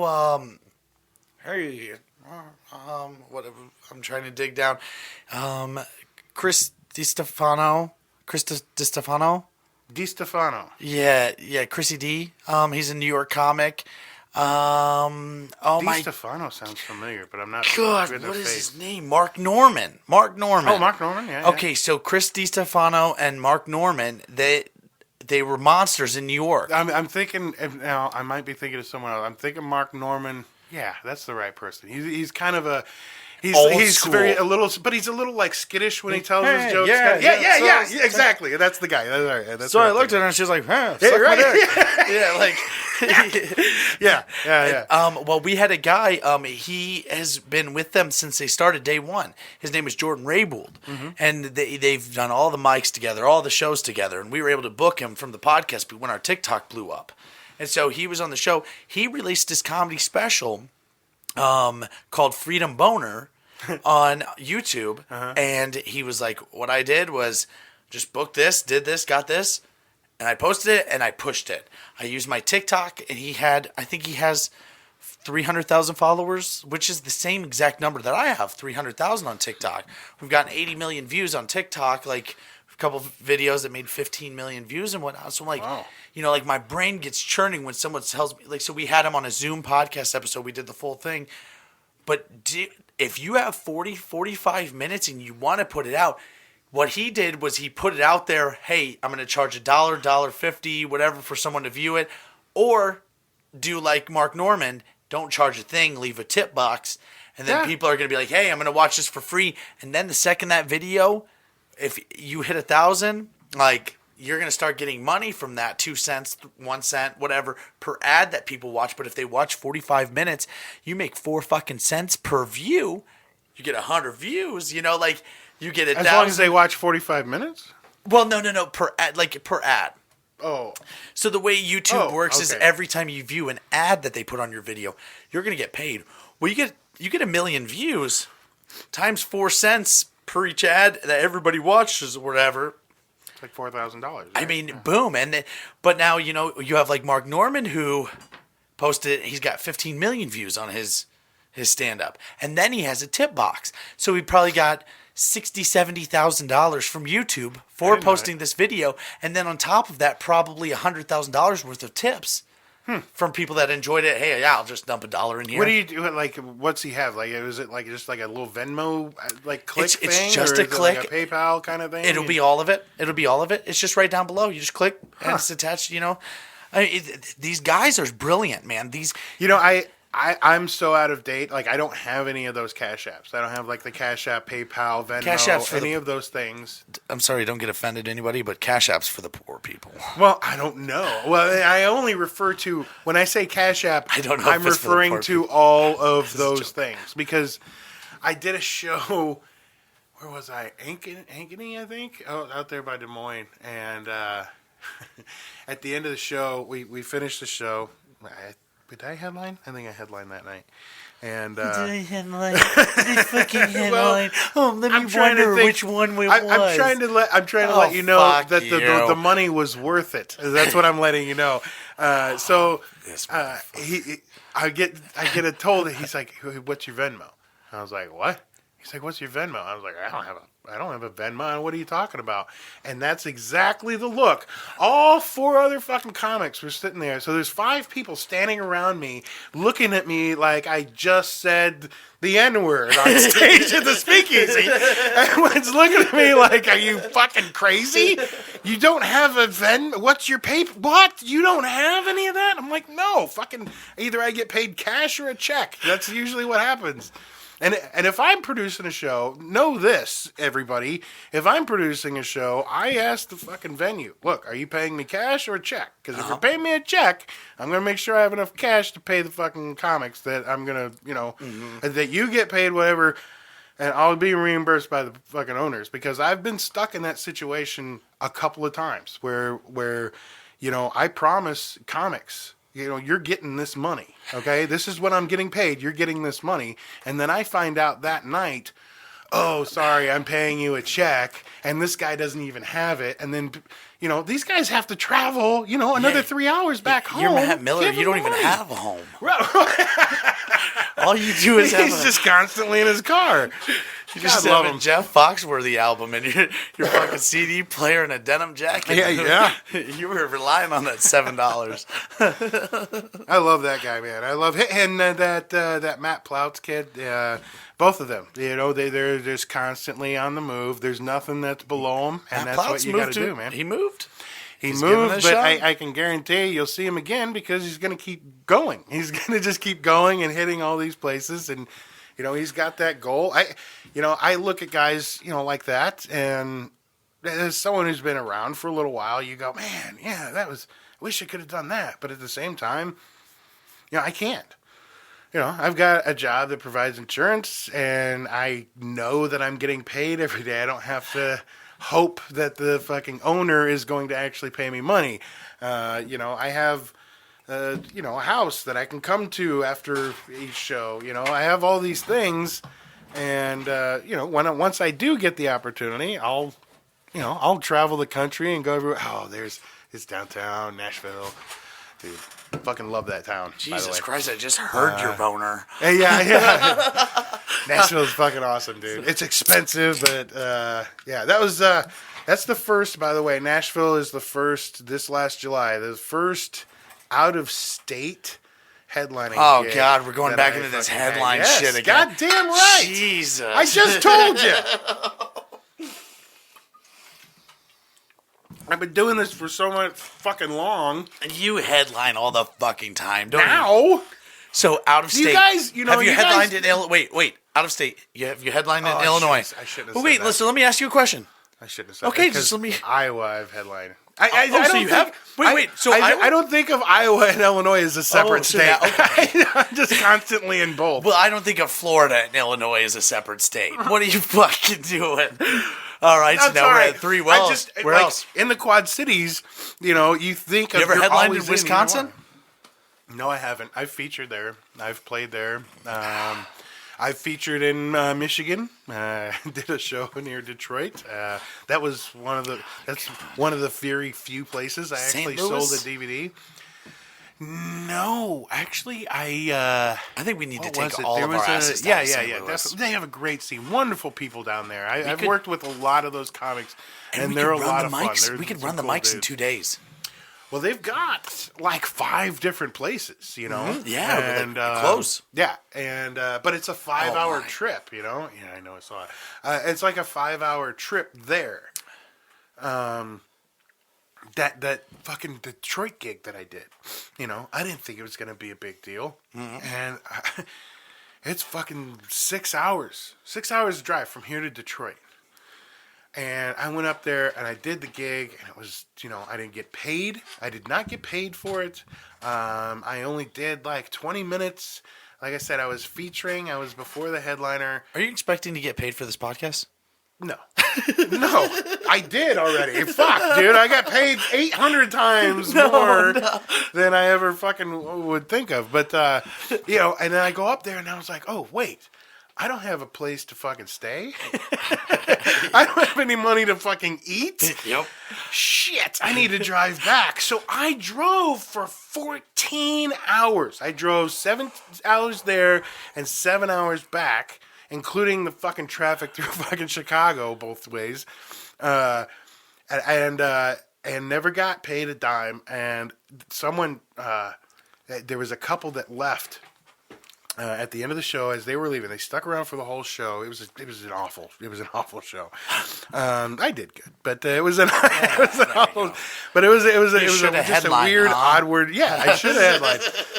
It was a weird, awkward show. So as they're leaving, I'm the only comic. There's 5 other comics, right? And I'm the only one who gets by the door and is thanking the 7 people that fucking came. I'm thanking them as they leave, and I'm like, hey, look. Here's my DVD.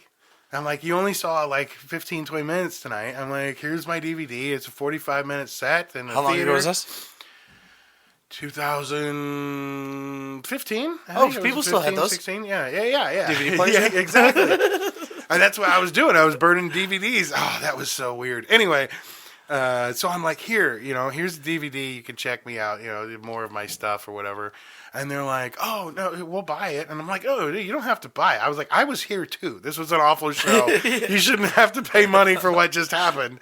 I'm like, just here. And they're like, no, here you go. And they gave me like $10 or something. I'm like, well, thanks.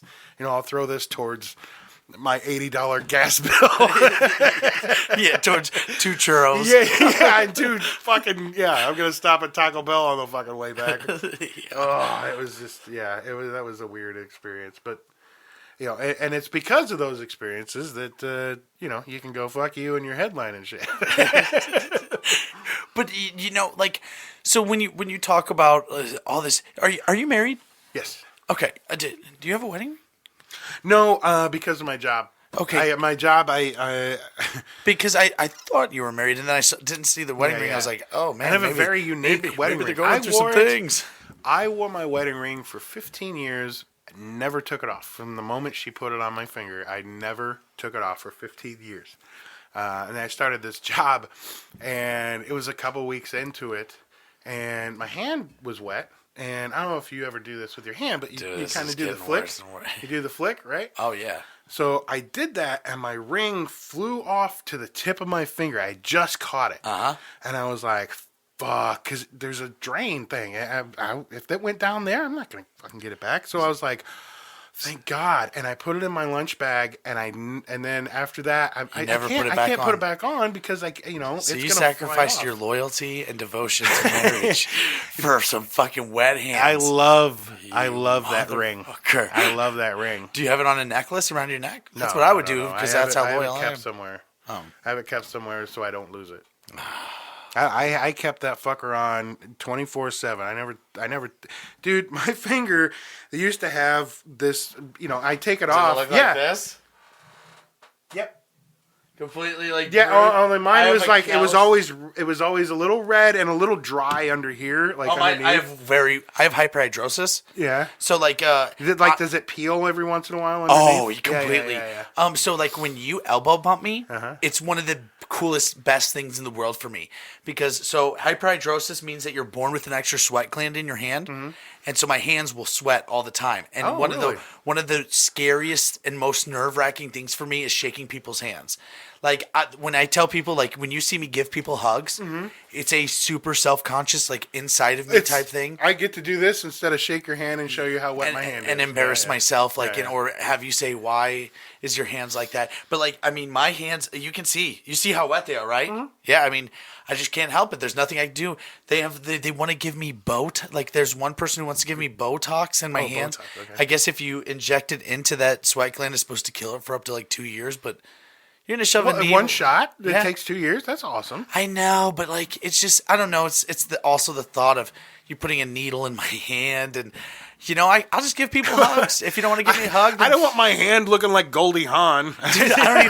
Dude, listen. I don't need the butter. I don't need lube, dude. This hand's ready Now to it's fucking jerk, dude. Got Botox. It now has the lips that need. Yeah. Oh, them DSLs. Dick's like it lips. But so your wife is completely just.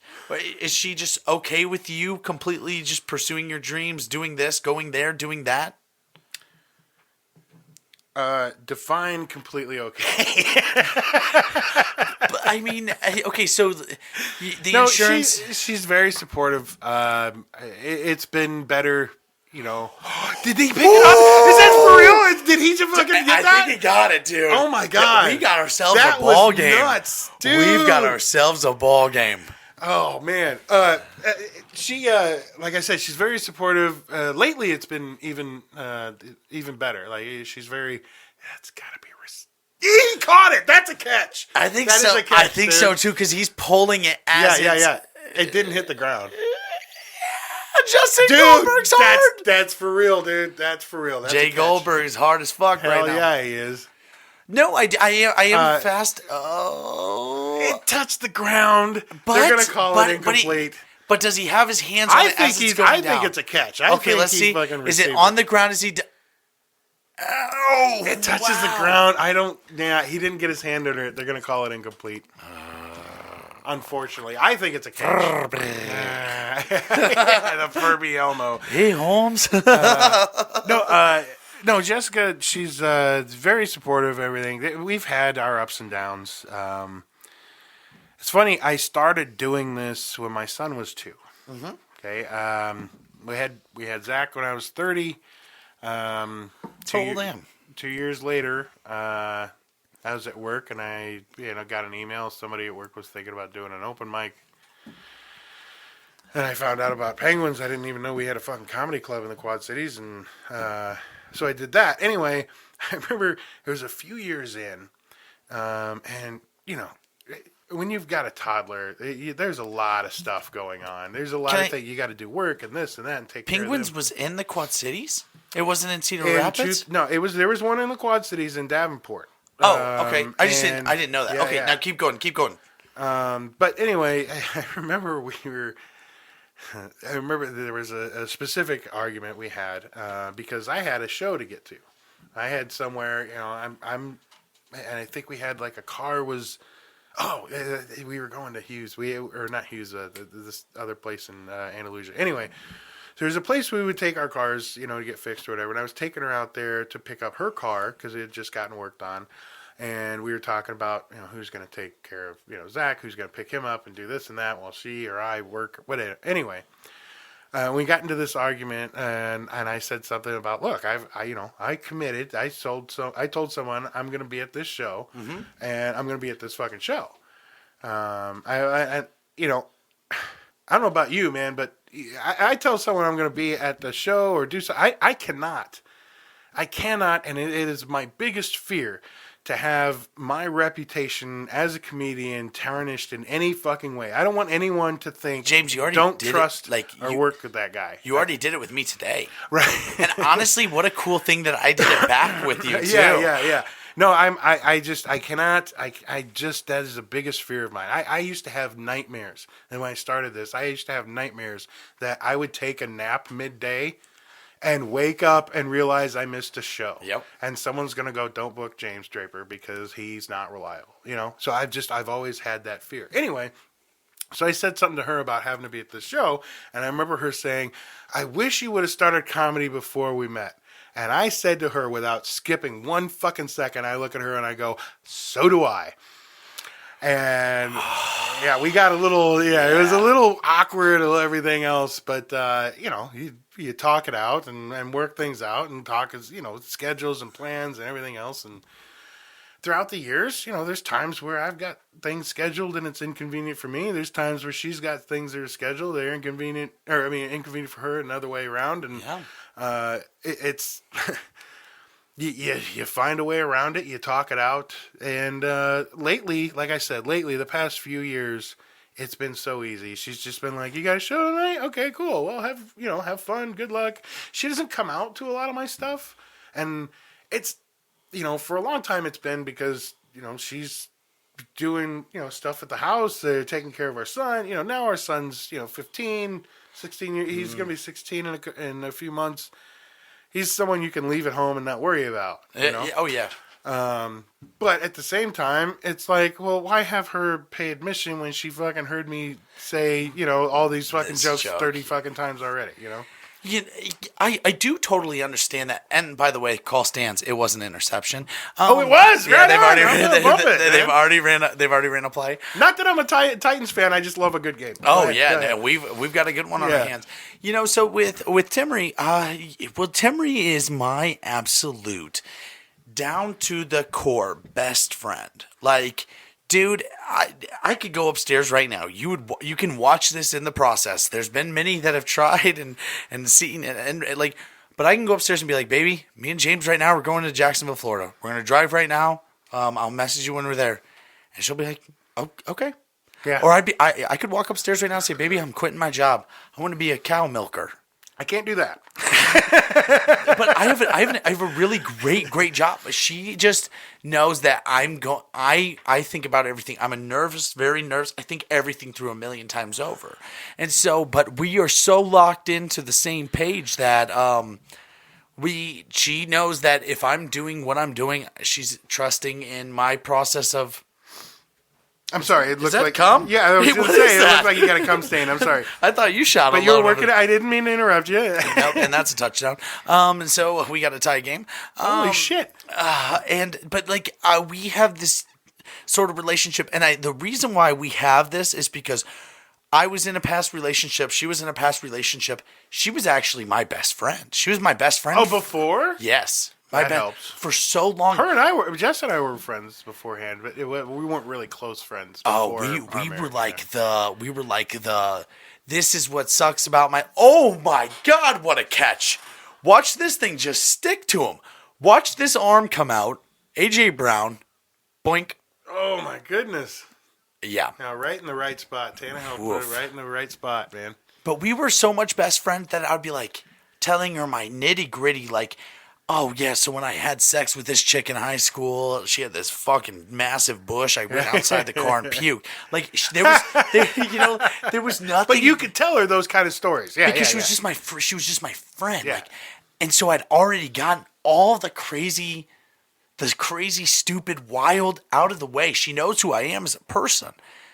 And I realized, too, with, all these relationships I had, I never did that with anybody, Yeah. I never did that with anybody, I was in love with people, yeah, but I never. You never felt comfortable enough to just talk about any wild exploits or things or this and that, and anytime you bring up who was really hot, someone's going to get pissed off, whereas Timmery's going to be like, yeah, you're right. Yeah, I could sit down in the studio and be like, oh, yeah, we had, I don't know, we'll pick Randy Sinclair. She was a 68-year-old burlesque dancer. Yeah. Well, she was trying to give me a blowjob on the podcast.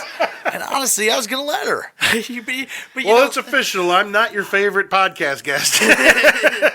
Dude, Brady Sinclair's a bae. Timmery gets so mad though when I say it, but she also knows, but like it's so it goes the same way, Timmery's like, hey, I wanted to start doing burlesque, and of course you can, and I just have so much trust in her. She's gonna make her right decision. She have a lot of fun doing it. Oh, so much fun, and she's lost 85 pounds over the past year, and so it has made so much. Was that part of like her trying to?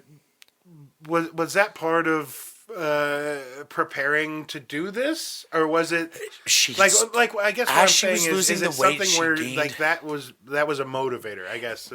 As she was losing the weight, she gained more confidence, and so then she was going to a burlesque size. And I had Mary Francis, Mary Quike House Burlesque. She was on the podcast 2 years ago, and then in the podcast I said, I will, since you did my podcast, I will go to one of your dance classes and I will full commit. I will do the whole I'll do like whatever. I'll do it all. And so I did, and I went and I had a blast.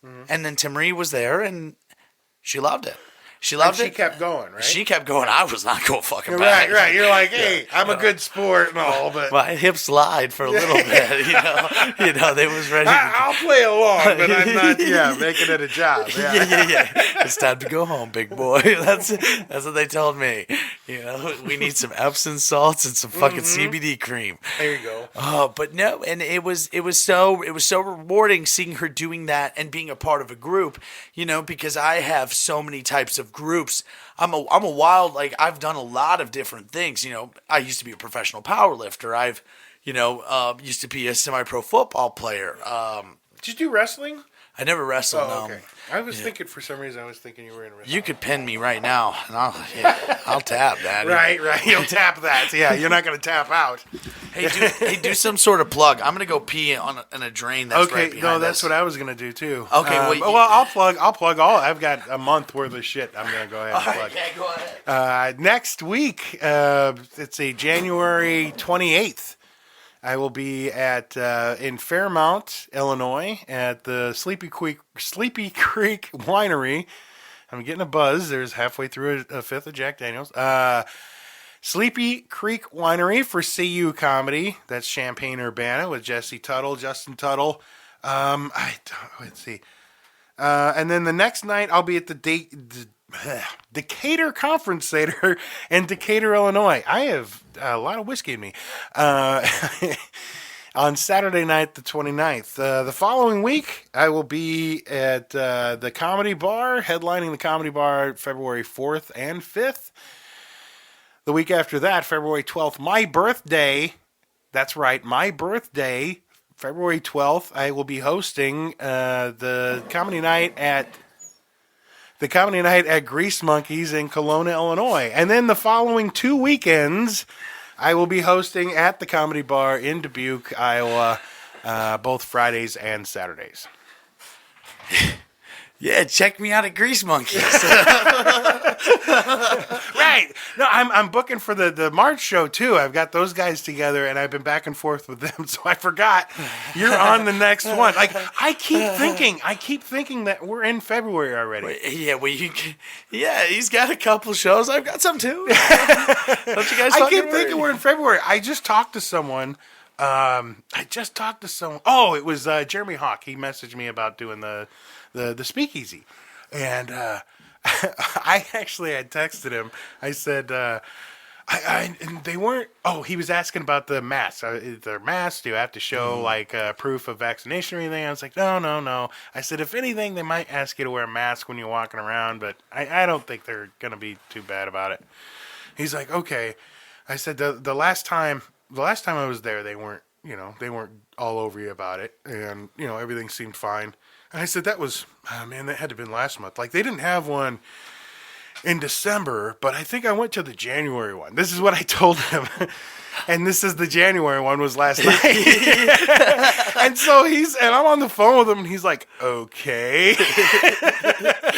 I was like, I'm pretty sure we're good. And then it wasn't until I got there, I'm like, wait a second, this is the January one.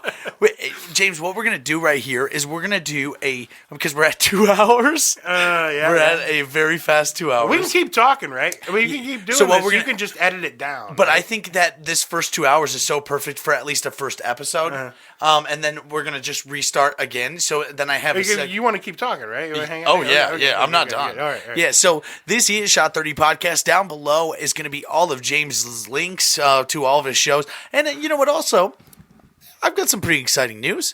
You know, I'm doing a February 12th show. Grease Monkeys. Yeah. He forgot to say that I was in the show. You know, he's actually on my show and forgot to say that I was part of that show.